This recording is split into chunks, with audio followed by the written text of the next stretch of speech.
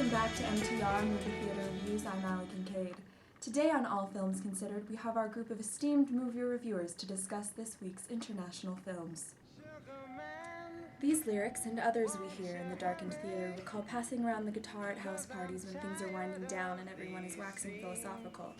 With each new song in the 2012 documentary Searching for Sugar Man, we wonder if we've heard someone singing this song somewhere because the lyrics are so instantly relatable.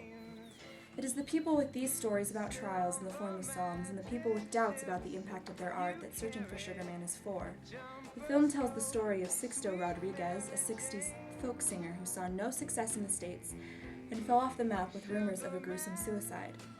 Unbeknownst to him, a bootleg copy of his album made its way to South Africa, where it gained wild popularity.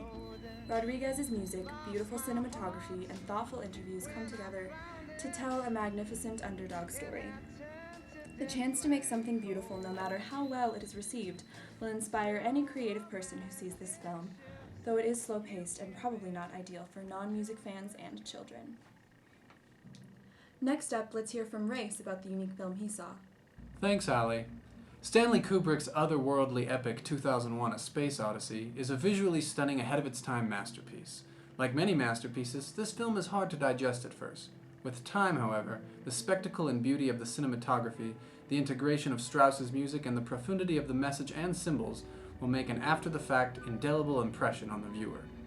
It features a band of prehistoric nomadic apes, moonbound space crews, and a lone explorer headed to Jupiter. Each of the groups comes into contact with a mysterious black box. This box, or monolith, is both a supernatural communication tool used by an unseen alien force and the impetus for evolution and progress among the species that find it.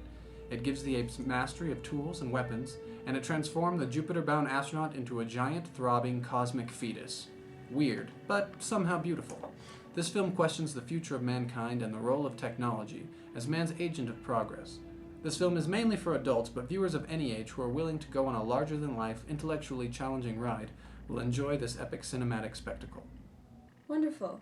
Now let's see what our correspondent Normandy viewed for us this week. Come back to me. Okay, Bennett, let's move over to you. Thanks, Allie. Normandy. The premise alone of Oliver Nakache and Eric Toledano's comedy may not seem like the most interesting one, but it's what they do with that idea that makes The Untouchables a true original. This film surpassed my expectations and embodied the theme of unlikely friendship like none other. After being given a month-long trial as a millionaire quadriplegic caregiver, a friendship is born between Driss, an ex-convict from the slums, and his handicapped employer, Philippe. This film does an amazing job showing how their relationship blossoms from an awkward beginnings to a selfless friendship. Clouseau brings the essential weight to Philippe, and Sy brings charm and personality as Driss, which makes the humor of the film work well. There aren't many movies made in Hollywood that feel as natural in their warmth and sense of fun as Nakache and Toledano bring to each scene, and it ends with one last funny bit before delivering the most heartwarming tearjerker of an ending you'll likely see all year. The Untouchables is a terrific film and a true crowd pleaser. It raises above its simple premise to deliver one of the most joyous and memorable film experiences of the year. Back to you, Allie. Thank you, Bennett. All right, Normandy, I think we're ready for your review. So, 2001: A Space Odyssey. It's one of those movies that blows your mind and challenges your intellect, as only a classic Stanley Kubrick film can. His prophetic vision of the turn of the century is hauntingly accurate, with a sophisticated corruption in human relationships and an advanced artificial intelligence that seemed to have a mind of its own.